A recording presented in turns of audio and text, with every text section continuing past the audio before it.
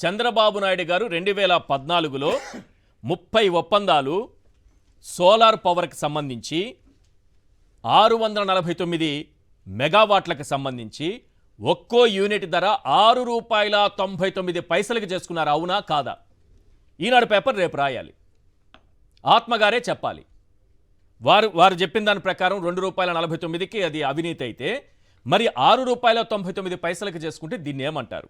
2015లో ₹5.96 కొన్నారు. తరువాత 2016లో net cap నుంచి ₹6.80 కొన్నారు సార్. ₹6.80.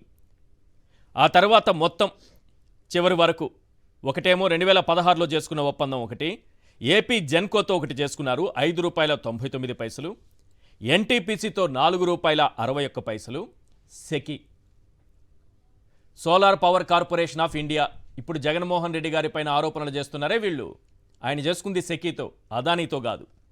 ఆ సెకీ ఎక్కడి నుంచి తీసుకుంటుంది ఏంటన్నది ఆయనకి సంబంధం లేదు, ఆ ప్రభుత్వానికి సంబంధం లేదు. ఇదే సెకీతో ₹4.5 ఒప్పందం చేసుకున్నారు చంద్రబాబు నాయుడు గారు. ఓవరాల్గా ఒక యావరేజ్ తీసుకుంటే ఆయన కొన్న యూనిట్ ఎంతో తెలుసా?